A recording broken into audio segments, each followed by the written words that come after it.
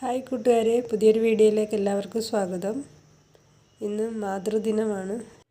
ലോകത്തിലുള്ള എല്ലാ അമ്മമാരും സന്തോഷത്തോടും സമാധാനത്തോടും ഇരിക്കട്ടെ എന്ന് പ്രാർത്ഥിക്കുന്നു.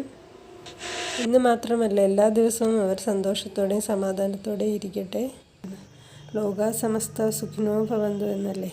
എല്ലാവർക്കും സന്തോഷവും സമാധാനവും ഉണ്ടാകട്ടെ. അപ്പോൾ ഇന്ന് കൊളുത്തിയ ബ്രഹ്മമുഹൂർത്ത വിളക്കിൻ്റേതാണ് ഇത്. ഇന്നലെ എടുത്തതാണ്, ബാക്കി കാണിക്കുന്ന വീഡിയോ കേട്ടോ. ഇന്നലെ ഞാൻ നമ്മുടെ ത്രംബകേശ്വറിൽ പോയിരുന്നു. എൻ്റെ ഒരു സുഹൃത്തിൻ്റെ കൂടെയാണ് പോയത്. അവരുടെ കാറിലാണ് പോയത്. അപ്പം പെട്ടെന്ന് തീരുമാനിച്ച് പോയതാണ്. എൻ്റെ വീട്ടിൽ നിന്ന് 1 മണിക്കൂർ ദൂരമുണ്ട് ത്രംബകേശ്വറിന്. അപ്പം അങ്ങനെ പോയി തൊഴുതു. നമ്മുടെ ശിവൻ സ്വയം പ്രതിഷ്ഠ നടത്തിയ അമ്പലങ്ങളിലൊന്നാണിത്, മഹാരാഷ്ട്രയിലെ നാസിക്കിലുള്ളത്. എൻ്റെ വീട്ടിൽ നിന്ന് 1.5 മണിക്കൂർ ദൂരമുണ്ട് കേട്ടോ. അങ്ങനെ അവിടെ എത്തി. ക്യൂ ആണ്, ഭയങ്കര ക്യൂ ആണ് അവിടെ.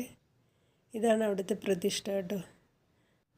4 മണിക്കൂർ ക്യൂ നിന്നിട്ടാണ് നമ്മൾ തൊഴുതിറങ്ങിയത്.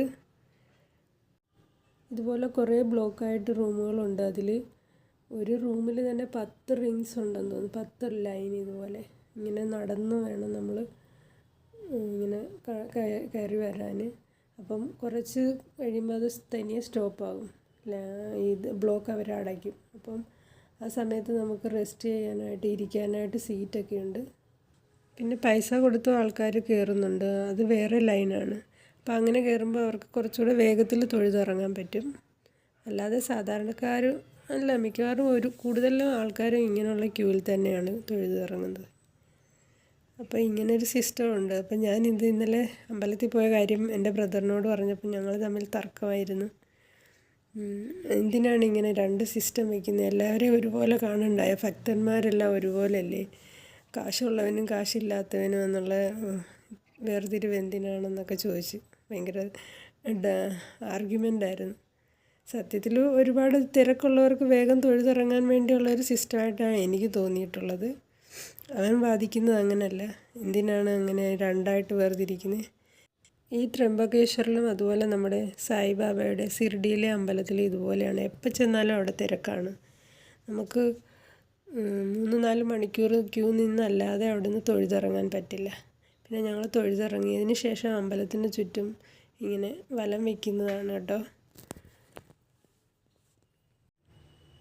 എനിക്ക് നല്ലതുപോലെ വീഡിയോ എടുക്കാൻ പറ്റിയില്ല. അടുത്ത തവണ പോകുമ്പോൾ ഞാൻ നല്ലതുപോലെ വീഡിയോ എടുത്ത് നിങ്ങളുമായിട്ട് ഷെയർ ചെയ്യുന്നതായിരിക്കും. ഒരുപാട് വർഷം പഴക്കമുള്ള അമ്പലമാണ്. അപ്പോൾ അവിടെ എന്തോ മെയിൻ്റനൻസ് വർക്കൊക്കെ നടക്കുന്നുണ്ട്. ഒരുപാട് തിരക്കുണ്ട്. അപ്പം ഇന്നത്തെ വീഡിയോ ഇത്രയേ ഉള്ളൂ. പുതിയൊരു വീഡിയോയുമായി നമുക്ക് വീണ്ടും കാണാം.